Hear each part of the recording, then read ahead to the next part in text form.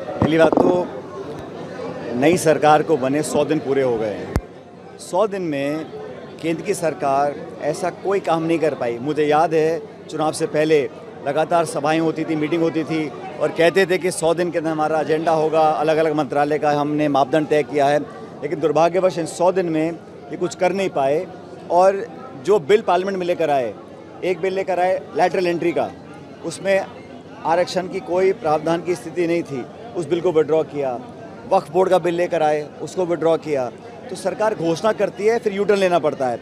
अभी 2 दिन पहले इन्होंने एक वन नेशन वन इलेक्शन की बात करी है और कैबिनेट से पास कराया। उस दिन जहां जम्मू कश्मीर के पहले चरण का मतदान हो रहा था, लोगों का ध्यान भटकाने के लिए ये शगुफा छोड़ा है। और हर बार की तरह इस निर्णय को भी सरकार को यूटर्न लेना पड़ेगा, क्योंकि जो संख्या बल चाहिए पार्लियामेंट में, इतना बहुमत उनके पास है नहीं। और किसी से सलाह नहीं, किसी दल से, किसी नेता से। इतना बड़ा देश है, अगर कल मध्यवर्ती चुनाव हो जाते हैं तो क्या पूरे राज्यों में दोबारा चुनाव होंगे? और अलग अलग स्टेट्स की अलग अलग परिस्थिति हैं, अलग अलग टाइमलाइंस हैं, अलग अलग समय है, मौसम, कैसे संभव है? और बिना चर्चा के आपने उसको पारित कर दिया, लेकिन ये कारगर होना लगभग असंभव है। और हम सब जो विपक्ष की पार्टी के लोग, इंडिया अलायंस के लोग हैं, इसके विरोध में हैं। तो ये तो सिर्फ ध्यान भटकाने के लिए घोषणा करी गई है। मुझे लगता नहीं कि बहुत ज़्यादा कामयाब होंगे।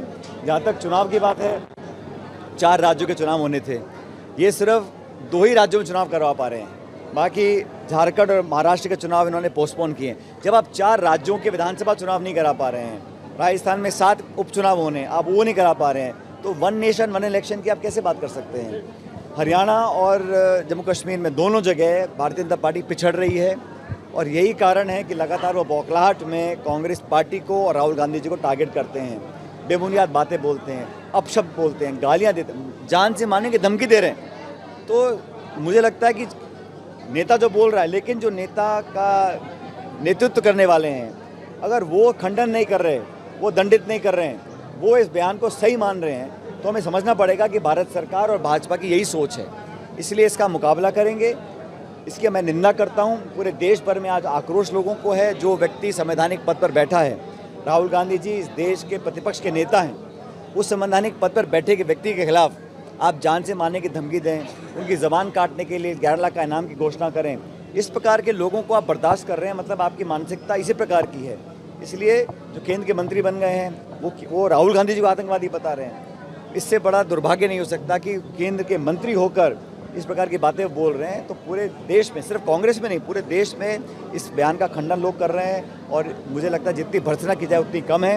लेकिन हम लोग हटने वाले नहीं हैं। उस रास्ते पर राहुल जी निकल चुके हैं, जवाबदेही तय करने का, लोकतंत्र को मजबूत करने का, विपक्ष की एकता को बनाए रखने का। उस रास्ते पर हम आगे चलेंगे। हम कभी ना डरे हैं, ना डरने वाले हैं।